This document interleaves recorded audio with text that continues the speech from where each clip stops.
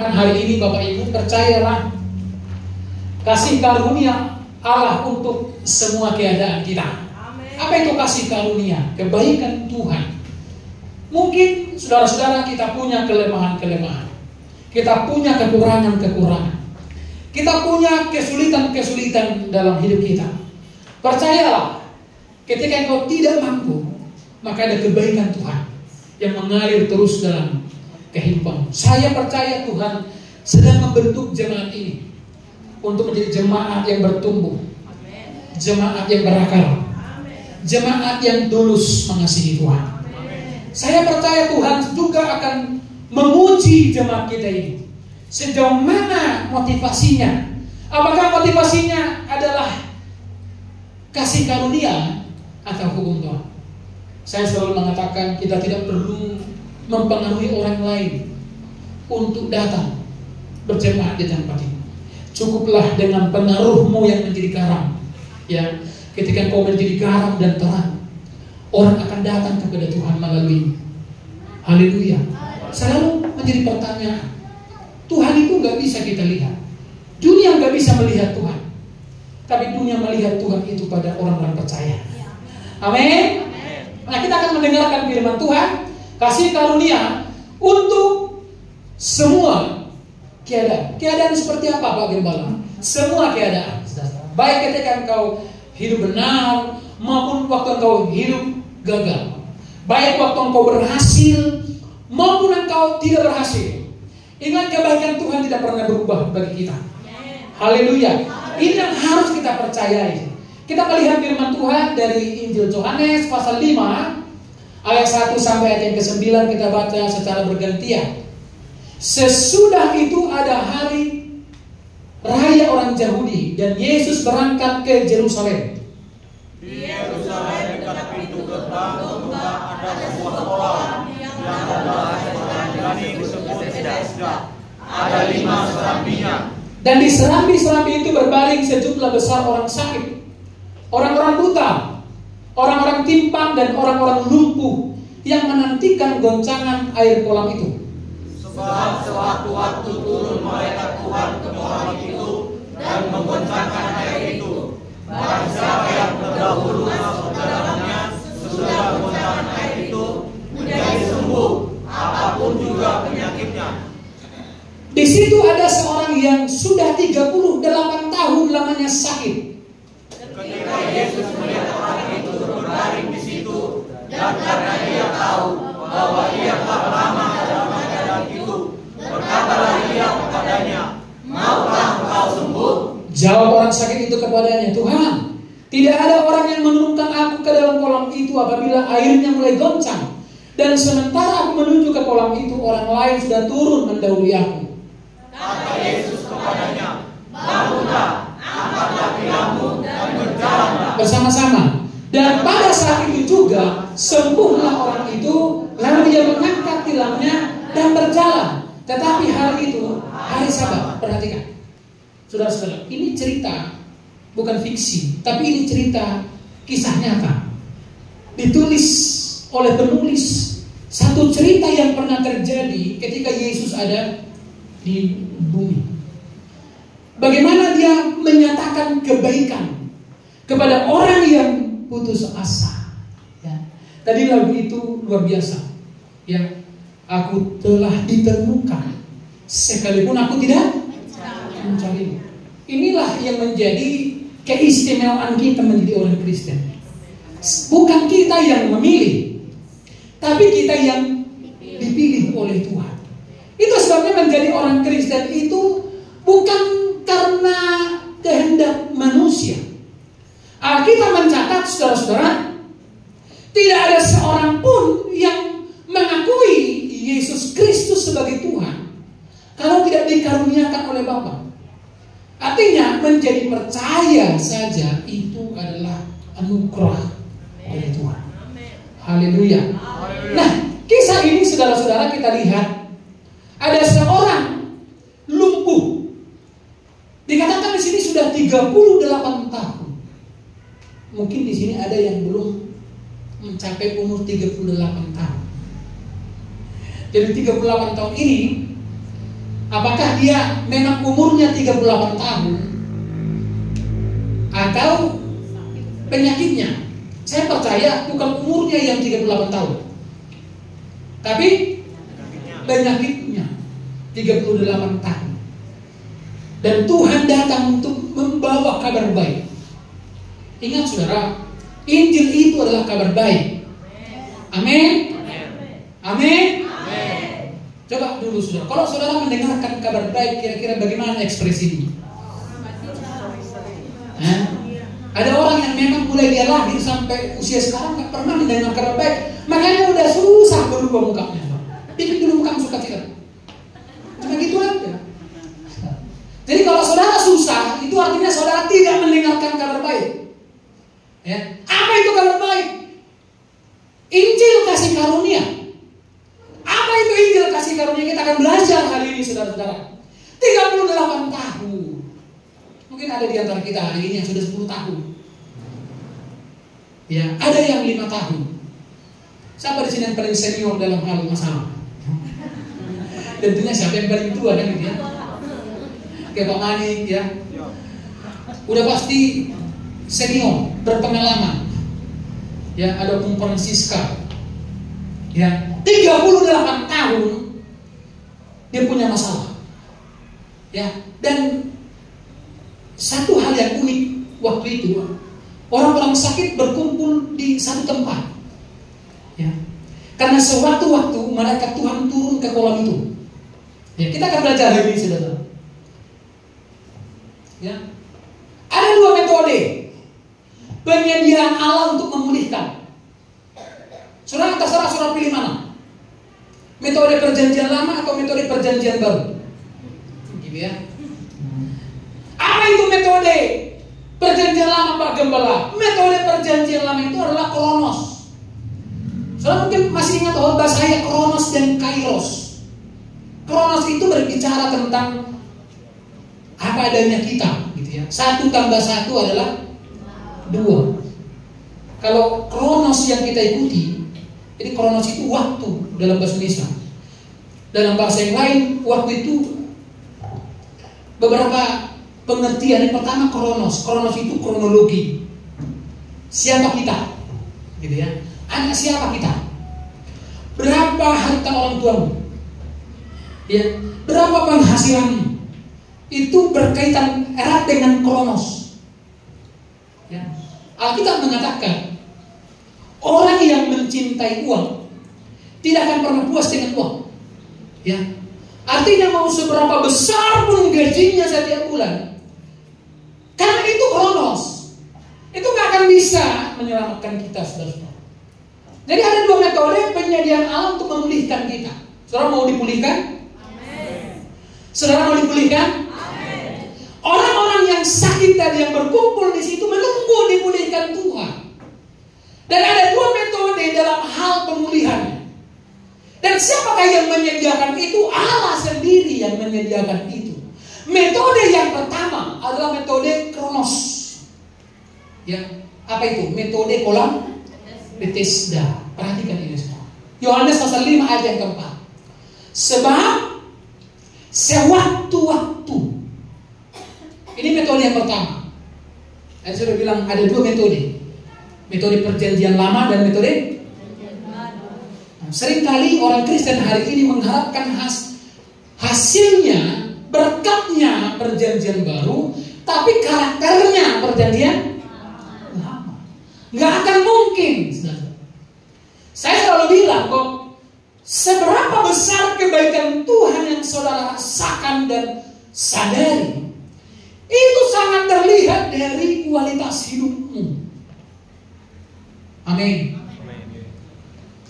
Amin. Ya.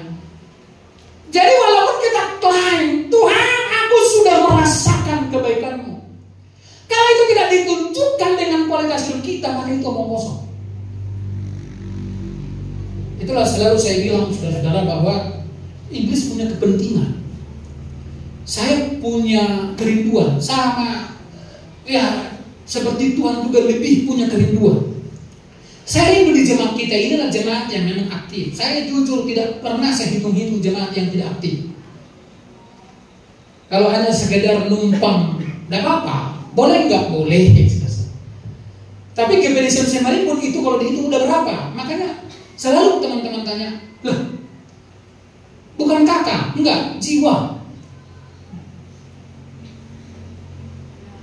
Dan itu makanya tadi saya bilang saudara-saudara, sampai hari ini saya percaya jemaat kita ini terus sedang dipersiapkan Tuhan menjadi jemaat yang diberkati.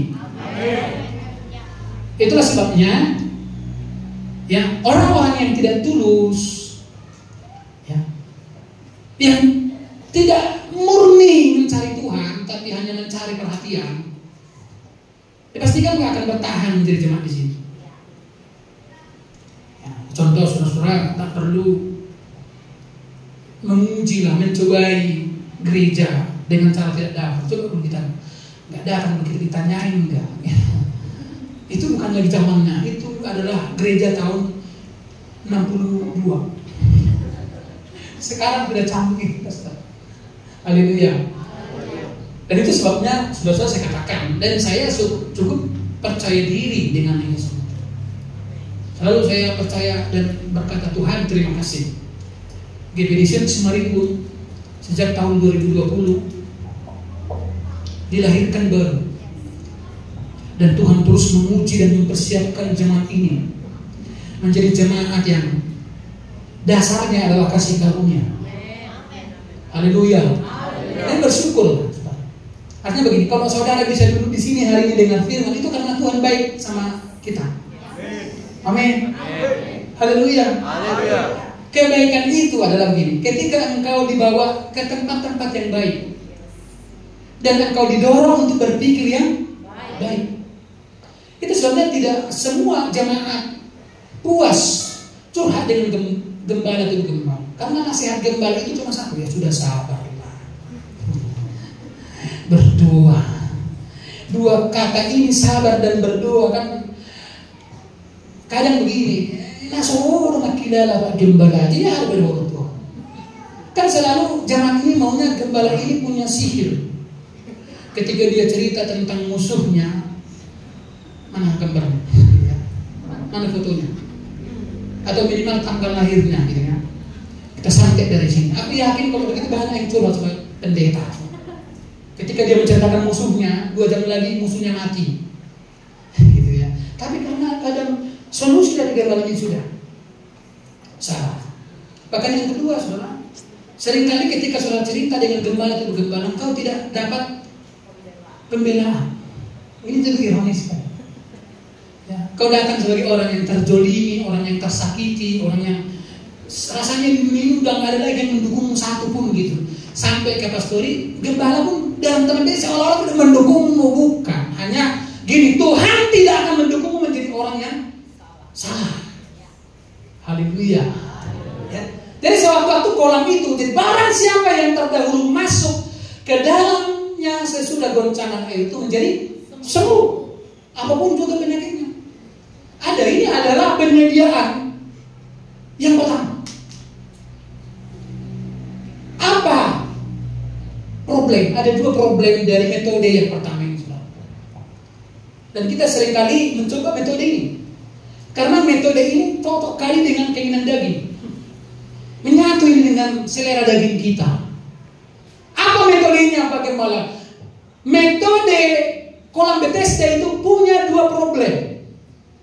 Problem yang pertama, perhatikan, penyediaan itu hanya sewaktu-waktu. Kata sewaktu-waktu dalam terjemahan King James Version itu digunakan kata musim tertentu.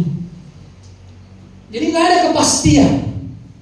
Kalau misalnya dibilang musim kemarau, berarti kita bisa sabar. Bayangkanlah, wajarlah dia 38 tahun di sana kan. Dia menjadi orang yang tidak punya nasib. Istilah sekarang sudahlah, mungkin keluarga sudah menasihati dia, sudah takdirmu begitu, jangan lagi kamu terlalu banyak berharap. 38 tahun. Jadi kalau belum ada 38 tahun persoalan, jangan putus asa, saudara. Amin. Apalagi sudah 38. Nah, sewaktu-waktu, nggak ada kepastian, sesuatu yang tidak pasti. Kapan, hari apa, jam berapa? Saya tipikal orang yang selalu ya tertentu lagi. Misalnya direncanakan, besok kita mau berkunjung ke rumah siapa? Oh, ke sana kita. Oh, udah telepon dulu orangnya di situ atau tidak? Kan ada tipikal orang nggak ada perencanaan, tiba-tiba datang dan tiba-tiba tersinggung. Ya, contoh orang datang ke rumahmu tanpa pemberitahuan, karena saudara tidak ada di rumahmu, kemudian dia marah-marah. Siapa yang salah? Itu sebenarnya perlu perencanaan. Jangan tiba-tiba. Boleh juga tiba-tiba, namanya juga sekonyong-konyong. Itu makanya tadi metode pertama ini kita sebut dengan Kronos. Jadi Kronos ini berbicara tentang kapan, boleh jam berapa. Kronos itu berbicara misalnya begini. Ketika Yesus mengatakan kepada murid-muridnya, kita harus memberi mereka makan 5.000 laki-laki. Kenapa laki-laki itu maksudnya 5.000 kakak? Berapa roti yang ada padamu? Setelah dikumpulkan cuma 5 roti dan 2 ikan. Ini kronosnya. Mungkin nggak? Nggak mungkin. Ya. Jadi murid-murid hanya terpenjara dalam kronos. Ini kan seringkali kita begitu. Makanya kronos itu berbicara tentang apa adanya. Kemampuan kita. Nggak tahu kapan, jam berapa. Inilah metode pertama tadi problemnya. Kapan saudara berhasil? Nggak tahu kita kapan. Yang pasti memang 5 sudut dari opungku di atas itu udah bilang kami akan berhasil, tak ke generasi. Itu sama, itu seperti statusnya Facebooknya Mas Marco beberapa puluh tahun yang lalu. Orang kaya yang semua kami dari atas. Tapi kebetulan dia keturunan kaya sampai 7 turunan kan selalu begitu. Ya. Cuma pasti turunan yang ke walaupun itu bercanda. Ya. Bercanda. Jadi saudara-saudara, kapan kau sembuh? Nggak tahu kita kapan. Nggak ada kepastian. Ingat saudara-saudara, di dalam kasih karunia itu semua ada kepastian. Amin. Amin. Itu ada kepastian. Selalu ada orang berkata bahwa ya kita jalani aja begitu, mengalir saja. Di satu sisi kata mengalir ini positif, tapi di sisi lain itu nggak positif. Jadi problem yang pertama, apa yang menjadi problem daripada penyediaan kesembuhan dalam konteks kolam Bethesda itu adalah penyediaan itu hanya sewaktu-waktu. Itu hanya terbatas. Ya. Sama misalnya begini, yang bisa berhasil hanya mereka yang punya modal. Kalau belum ada modalmu 10M, tidak usah bermimpi jadi berhasil. Apalagi yang tidak punya modal. Itu sewaktu-waktu. Yang kedua, apa problemnya Pak Gembala daripada metode yang pertama ini? Ya. Jadi metode yang pertama ini syaratnya sangat sulit. Penyediaan kesembuhan hanya bagi orang tertentu. Karena Alkitab mengatakan barang siapa yang terdahulu. Dalam terjemahan yang lain dikatakan yang pertama. Bayangkan, satu udah kolam itu nggak tahu kapan terguncang kan ya. Jadi nggak ada jadwal. Coba misalnya udah koma dia, udah nggak bergerak lagi, udah koma, dibawa ke situ. Kebetulan saudara jadi pengurusnya. Kapan kira-kira datang guncangan kepada kolam itu? Pak Radu kata. Mau bilang apa dia? Nggak tahu. Kamu nanya, kamu bertanya-tanya, kan gitu kan? Nggak tahu, sudah tidak ada kepastian. Jadi udah kolamnya nggak jelas, kapan diguncang? Ditambah lagi dengan syarat yang rumit, karena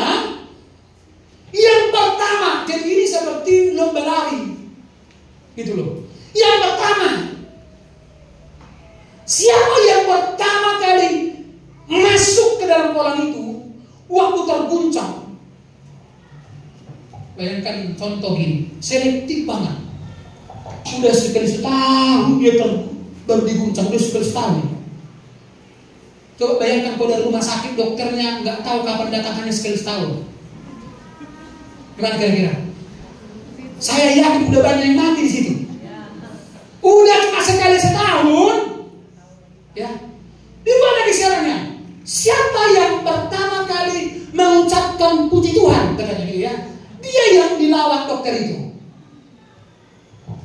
Jadi otomatis lah, udah tahu kita sekarang kendalanya kenapa sekawan itu 38 tahun ya. Udah cuma sekali-kali, sewaktu-waktu, ditambah lagi dengan syarat yang rumit yang pertama kali. Bagaimana dia bisa yang pertama kali? Orang masalah dia nggak bisa berjalan. Dan saya yakin di situ ribuan orang yang tidak bisa berjalan. Tapi akhirnya yang ironisnya saudara banyak yang ngotot masih duduk di situ. Sama seperti jalan TV di situ semarin itu.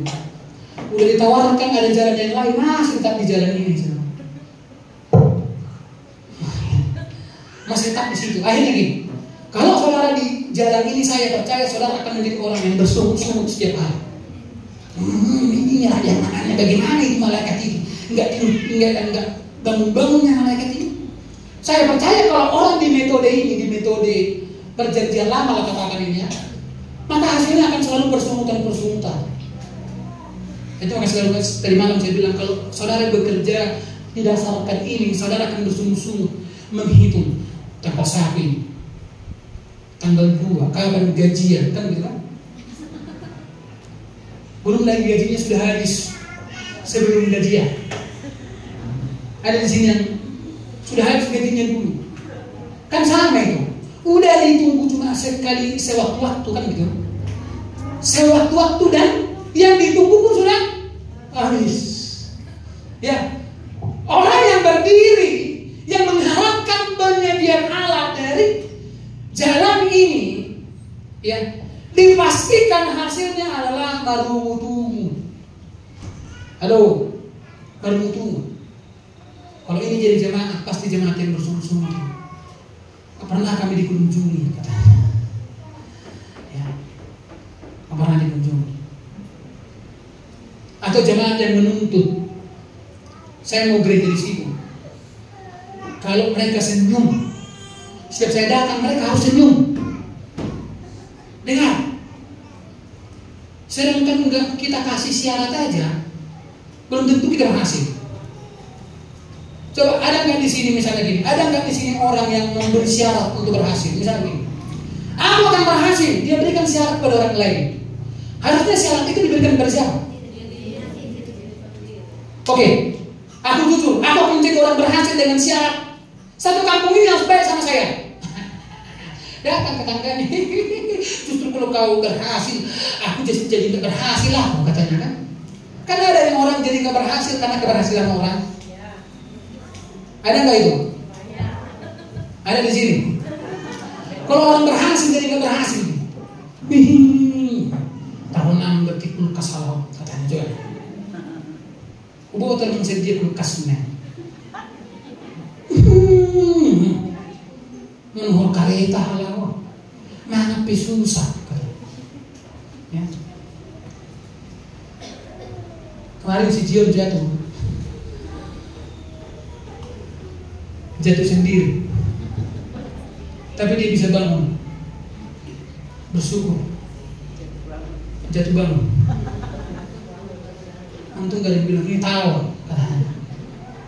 Adanya orang yang kalau orang berhasil dia jadi nggak berhasil.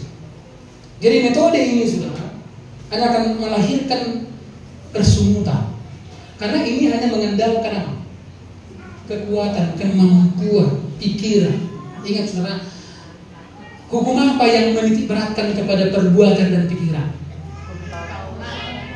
Hukum apa? Hukum apa? Hukum Taurat. Ketika kau mengandalkan pikiran dan perbuatanmu, makanya gini, begitu kau bangun,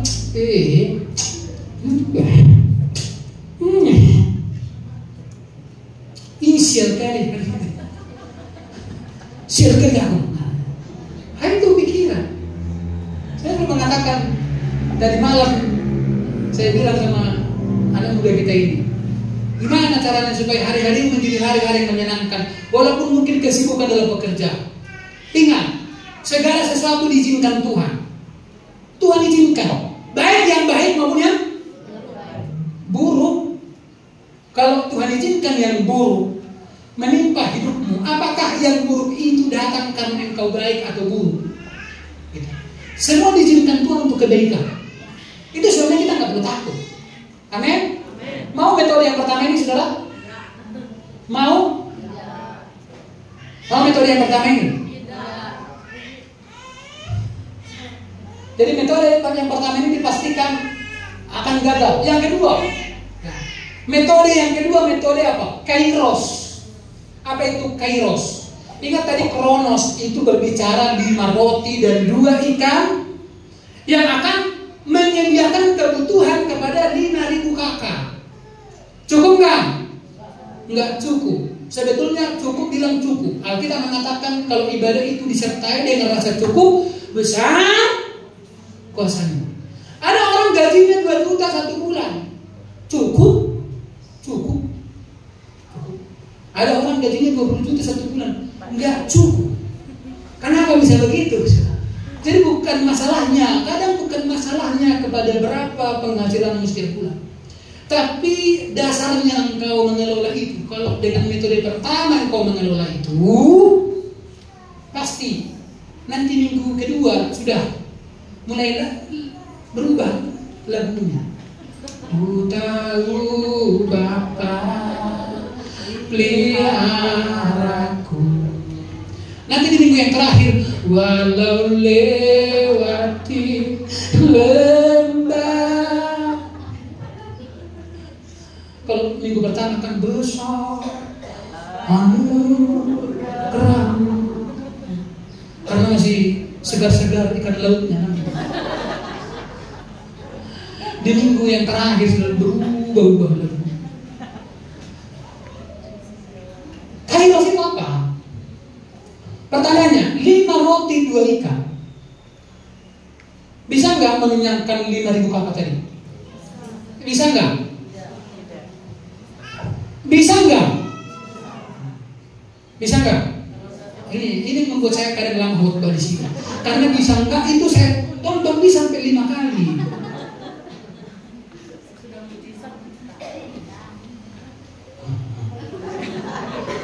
Faktanya coba, 5 roti dan 2 ikan itu bisa nggak? Nggak bisa, Mang Ines. Bisa. Bisa. Bahkan apa kita mengatakan sisa 12. Kenapa? Karena ada kairos. Di dalam kronosmu yang apa adanya ada kairos. Haleluya. Itu sebabnya jangan pernah memvonis engkau tidak bisa. Ya, tahun ini kau pasti punya mobil. Dari mana? Karena kau menghitung. Hidup aja kami pakai susah. Bagaimana 5 roti dan 2 ikan berhasil mengenyangkan 5.000 kakak, bahkan bersaldo 12. Kairos itu akan membuat kita selalu bersaldo setiap akhir bulan. Sehingga akhir bulan pun kita selalu bernyanyi. Ada sukacita dalam melayani Tuhan. Jangan walau lewati persoalan, persoalan. Ya, kairos itu bisa membuat kita bersaldo. Amin. Hitunglah berkatmu satu hitung berkat. Amin. Hitung berkatmu. Inilah yang kau hitungnya. Berkat orang yang kau hitung. Oke, udah ada penghasilan Yesus. Nggak bisa tidur kau dengan penghasilan orang. Hitung penghasilan keberhasilan, pasti engkau akan terkaget-kaget. Amin. Amin. Haleluya. Puji Tuhan. Saya senang di ibadat keluarga muda kemarin ada seorang anggota PLK yang bersaksi di sini. Memang dia datang ke gembala dengan keluh kesah. Ini loh, tolong lagi bagian ini nanti buat kalian mau jatuh tempo ini bagian. Sini kau, betul. Apa pergumulan? Ini wah langsung saya tentang tangani dia. Oh, dalam nama Yesus Kristus mulai besok mengalir berkat Tuhan sampai selama-lamanya. Besoknya mengalir betul sampai wow. Maka sampai dia bilang, ayolah datang minta doa sama gembala. Dia bilangnya, saudara harus minta doa dengan gembala, itu pengtangani saudara. Itu selalu saya bilang, gak ada gunanya kita bermusuhan dengan gembala. Dengan musuh saja dibilang harus apalagi gembala kita. Kasihi gembalamu. Amin. Saya jujur sangat-sangat. Hari Kamis ya, Rabu, saya ke Sibulga. Saya nggak tahu siapa yang buat kebaktian KTM itu jadi Selasa. Nggak tahu saya itu. Ya. Jadi waktu saya tanya, Pak Gem, katanya Selasa. Oke, karena saya Rabu. Saya bilang Rabu Gem, ini besok saya ke Sibulga. Ya, doakan. Jadi selesai ibadah KTM itu banyak kali jemaat yang salami saya. Sekarang tempel, saya pikir ini jemaat yang mengasihi gembala. Nggak senang kalian dengar itu. Berarti kita ada menteri gembala di sini. Jangan pernah bilang, terbudi dalam gembala. Kenapa? Enak kali rasa gembala itu menghalangi durung-durung ini. Saya tidak menerima itu dari saudara. Selalu saya bilang bahwa gembala, pendeta tidak menerima persembahan dari jemaat. Itu kita bawa ke rumah Tuhan persembahan kita. Dan Tuhanlah yang memberkati hamba-Nya. Amin. Kalau nggak cukup, Tuhan cukupkan. Haleluya. Puji Tuhan.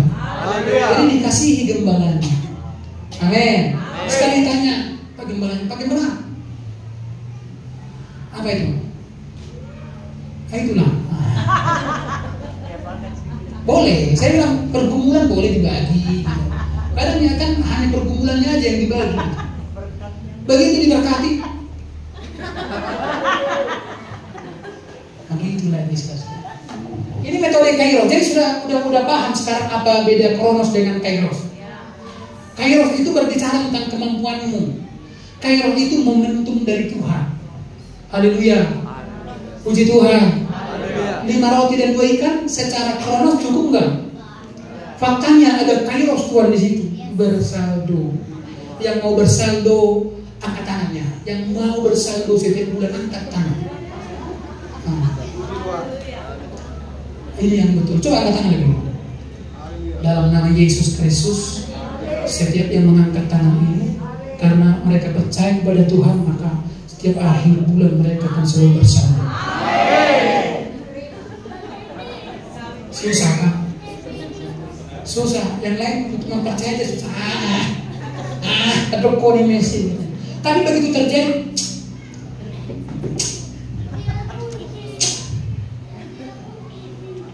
kita lihat Yohanes pasal 5 ayat yang ke-6. Ini metode kasih karunia. Ketika Yesus melihat orang itu berbaring di situ dan karena ia tahu bahwa ia telah lama dalam keadaan itu, berkatalah ia kepadanya, maukah kau sembuh?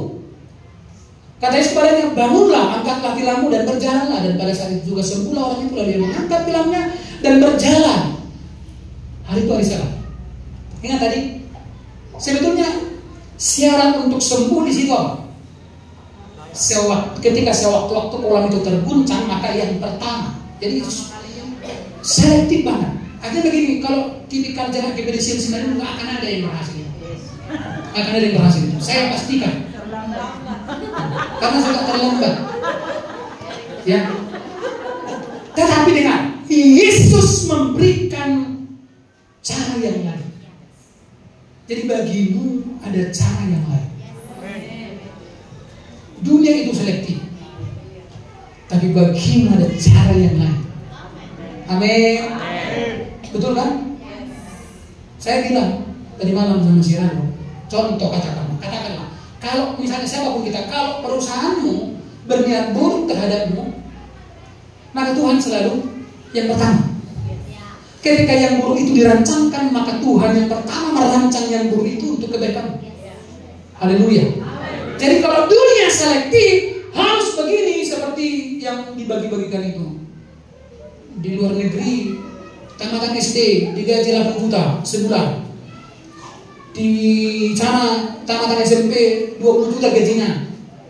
Di sana tamatan SMA 50 juta gajinya. Di Indonesia syaratnya S2, S3, S4 mampu menguasai langit dan bumi, bisa mengendalikan semua pikiran orang, punya pengalaman 10 tahun bekerja, bisa mengendalikan setan dan antek-anteknya, gajinya 2.500.000.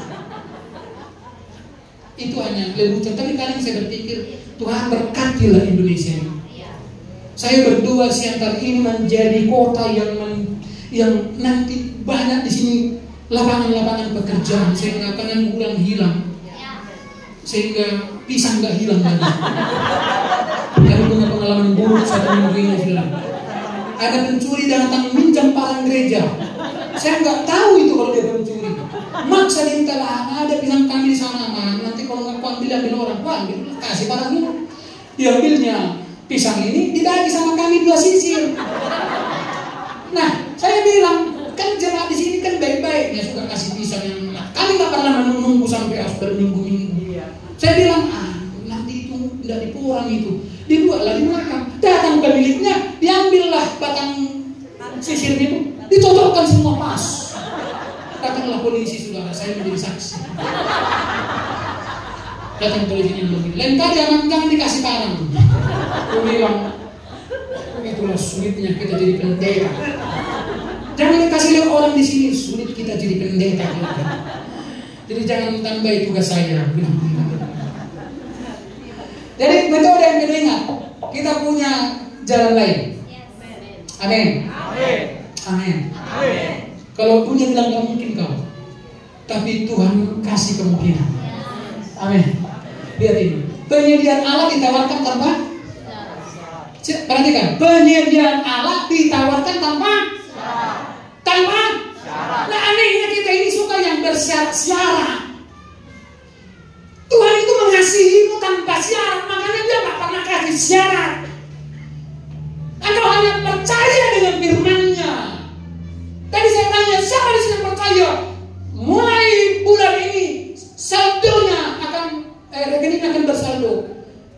Nggak bisa semua angkat tangan, karena memang dunia ini bersyarat ini. Bagaimana saya Pak Gembala bisa bersyarat? Karena syaratku ada sekarang ada 520 syaratnya. Ada kebaikan Tuhan. Penyediaan Allah ditawarkan tanpa syarat. Perhatikan kata Yesus, maukah engkau sembuh? Jangan ditambahin. Bangunlah dan angkat tulangmu. Maukah engkau sembuh? Maukah engkau sembuh? Maukah saudara diberkati?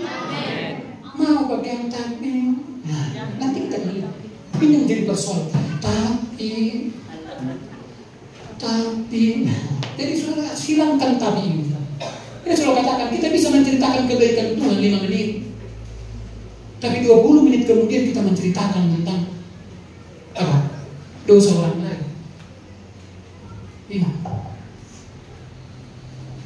Engkau maukah engkau sembuh? Bangunlah dan angkatlah. Memiliki hati Allah yang menyediakan segalanya bagi kita. Allah yang menyediakan segalanya bagi kita, hanya mempercayai. Kalau tahu, Abraham itu di situ imannya. Abraham, korbankan anakmu. Dia korbankan apa? Dia tahu. Dari mana Pak Gembala tahu? Dari firman Tuhan. Nanti di kitab Ibrani, Roh Kudus baru kasih tahu kepada kita. Dulu hanya Allah yang tahu motivasi Abraham. Tapi supaya engkau tidak takut lagi motivasi Abraham itu, nanti Roh Kudus singkapkan ribuan tahun kemudian itu di kitab Ibrani. Ibrani pasal 11 pahlawan 5. Jadi motivasi Abraham itu tersimpan selama ribuan tahun. Hanya Tuhan yang tahu. Tapi supaya anak-anak Tuhan di kemudian hari nggak usah lagi khawatir, dibongkar apa yang menjadi rahasia Abraham. Jadi dia nggak takut mempersembahkan, karena dia tahu Allah yang menyediakan. Amin. Allah yang menyediakan.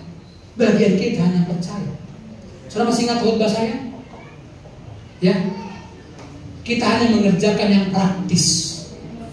Yang rumit-rumit serahkan sama dia. Halo. Amin. Bagian yang rumit-rumit itu bukan urusan kita. Amin. Amin. Amin. Amin. Dikerjakan aja yang praktis. Nah, kita belajar hari ini apa itu yang praktis pakai. Iman, percaya itu cara kerjanya sangat praktis. Praktis loh. Kalau metode pertama itu kali praktis nggak? Praktis nggak? Makanya kalau wajah bersui-sui terus itu karena metode pertama itu yang selalu bekerja, sehingga itu merusak syaratnya. Memang udah gini loh bagian. Aku sering nggak berdiri depan kaca, aku coba-coba muka aku nggak bisa 2 menit tapi kembali lagi seperti itu bagian. Karena saraf kita sudah terkonek dengan metode pertama. Haleluya.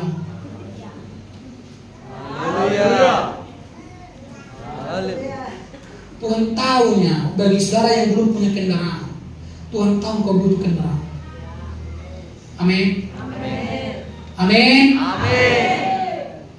Yang mau punya kendaraan angkat tangan. Angkat tangan yang semua. Haleluya. Tuhan tahu. Tuhan tahu. Haleluya. Tuhan tahu. Tapi sudah tahu. Dengar. Tapi Tuhan lebih tahu motivasimu. Tuhan lebih tahu motivasimu. Nanti kalau kasih mobil sama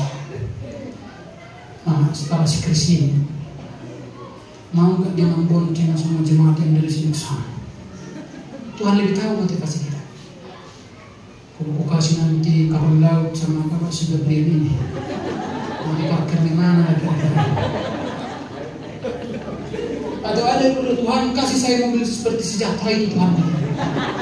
Dan kira mutar nanti kalau dikasih Tuhan mobil mungkin sejahtera itu, kamu mungkin nggak sejahtera.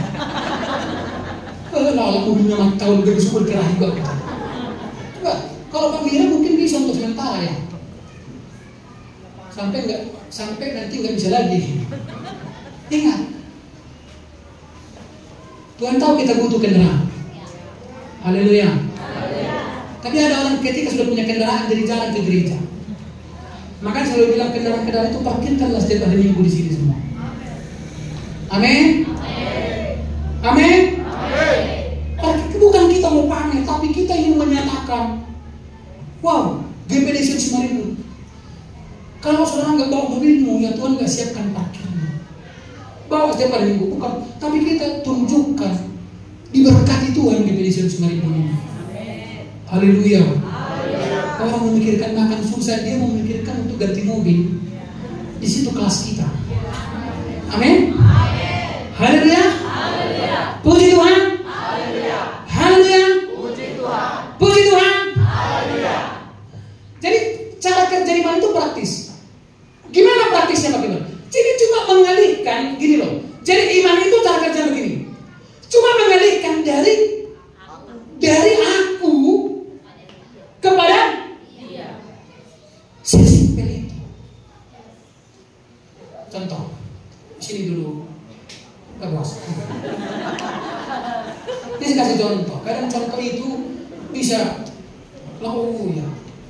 Inilah Tuhan. Baginya nggak ada yang nggak mungkin, kan gitu. Nah ini aku, apalah aku? Siapa aku? Gak punya apa-apa. Pokoknya yang kumiliki semua pokoknya hanya kesusahan. Gitu kan? nggak bisa, nggak mampu, nggak sanggup. Ya pokoknya semua yang enggak lah gitu. Itu ada padaku, pada dia adalah maha. Jadi iman itu cara kerjanya bagaimana praktis. Saya hanya perlu mengalihkan dari saya kepada dia. Itu. Dari saya kepada dia. Artinya ketika ada masalahmu, ada beban hidupmu, ada pergumulanmu, alihkan kekuatanmu. Alihkan kekuatanmu. Jangan lagi. Jangan. Itu karena kita mengatakan kesusahan sehari cukuplah. Nggak usah pikirkan kesusahan besok. Kenapa? Bagian dia, pikulkan sama dia. Itu makanya saya bilang, hari Minggu kemarin khotbah saya di dalam Kristus. Semuanya kata kuncinya di dalam Kristus. Di luar Kristus Anda yang memikul. Jadi segitunya praktisnya. Jadi sangat praktis. Jadi selama ini siapa yang memikul? Yesus hanya bilang pikul salib supaya kamu gak silap. Tapi kadang kau menghindari salib. Ketika kau menghindari salib, maka metode pertama ditawarkan bagimu. Metode pertama ditawarkan bagimu. Mungkin kau berpikir gak sanggup aku dengan salib ini. Kau menghindari salib dengan itu tidak akan membuatmu lebih baik. Apa yang Tuhan tawarkan itu kehidupan. Lah, kenapa salib bukan lagi sesuatu yang menyakitkan? Karena semua tuntutan salib sudah ditanggungkan atas dirinya. Bagi Yesus salib adalah kematian, menanggung dosa, menanggung kutuk, menanggung neraka. Tapi bagi kita sekarang salib itu adalah kemuliaan. Salibmu mengerjakan apa lagi? Kesan. Itu sekarang yang ditawarkan Tuhan. Kemuliaan itu yang ditawarkan Tuhan. Mengampuni kau itu jalan salib. Karena Tuhan tahu ketika kau mengampuni ada kehidupan. Rumah tanggamu dialiri kehidupan. Usahamu dialiri kehidupan. Itu sebabnya kalau saudara berusaha bekerja, jangan buat persaingan. Biarkan ada tetesan darah penebusan mengalir di sana. Penebusan itu berbicara tentang pengampunan. Pastikan hari ini kita semua di sini hidup dalam pengampunan. Amin. Amin. Ampuni suamimu, ampuni istrimu, ampuni siapapun. Karena ketika kau mengampuni saudara, engkau hidup dalam kemuliaan salib. Nggak bisa, nggak ada yang bisa. Coba buka hatimu, terima pengampunan dari Kristus. Dan pengampunan dari Kristus itu yang kau gunakan untuk mengampuni orang lain.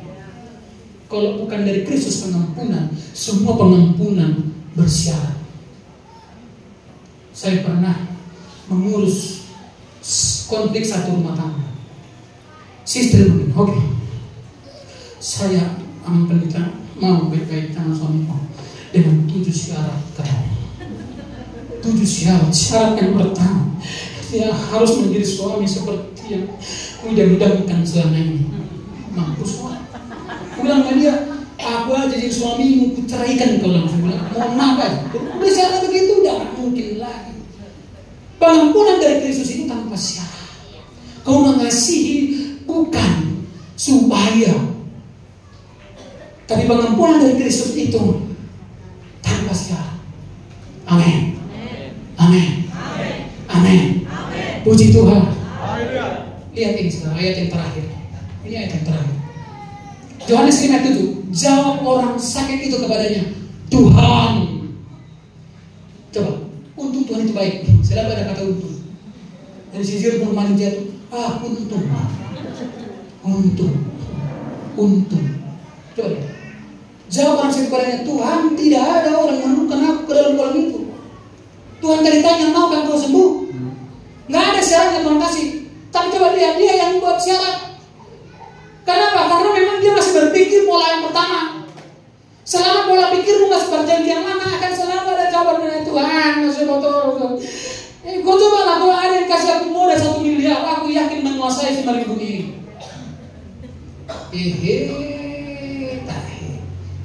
sama tumudan. Mudah lupa gimana. Ayo, siapa yang mau di sini di lutut, semua punya lutut. Ayo, siapa yang mau menjual lututnya 50 juta? Hah, mau? Saudara punya berapa lutut? 2 lutut, 100 juta modalmu. Itu kata Pak Bob. Coba, nggak ada yang menurunkan aku apabila air mulai goncang. Dan sementara aku menuju ke kolam itu, orang lain sudah kali alasannya. Biasanya orang yang pintar cari alasan, biasanya tidak pintar dalam banyak hal. Kenapa? Begini loh. Jadi begini komunisme, karena memang tidak ibadah karena ada 7 penyebabnya perkembangan. Yang pertama adalah hari itu banyak kali syaratnya, terlalu banyak syaratnya. Untuk berhasil jangan kasih syarat kepada orang. Berikan syarat kepada dirimu. Aku hanya percaya saja. Percaya itu sudah tidak melakukan apa-apa sebetulnya. Betul nggak? Kita buktikan, ini terakhir. Coba maju lagi sih Pak Bos.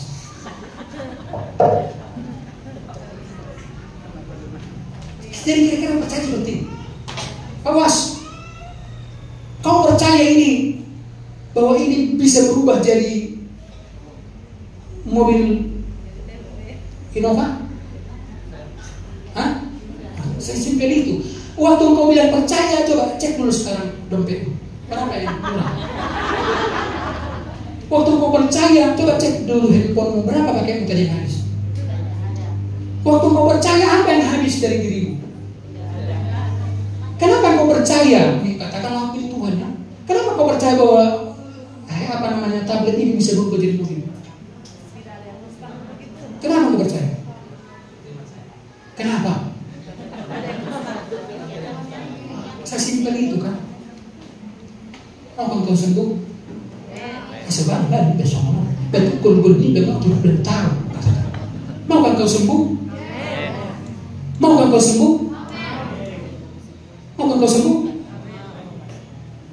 Kalau Tuhan yang bilang ini bisa berubah jadi langit dan bumi, kau percaya? Kalau Tuhan bilang, percaya. Ketika kau percaya, apa rugi?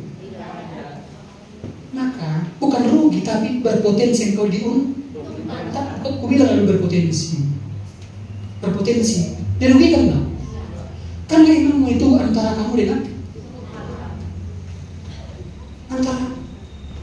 ketika Pak Buas dari percaya dengan yang saya bilang, ada nggak di situ yang berkurang isi dompetnya?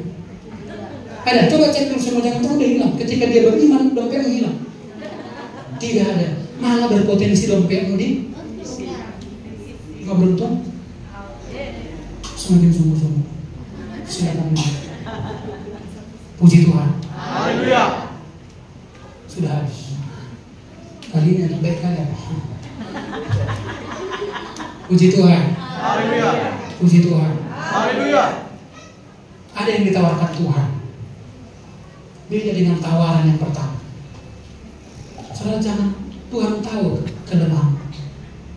Saya selalu bilang, cukup kasih karunia Tuhan bagimu, menyertaimu sampai akhir perjalananmu. Jangan pernah takut.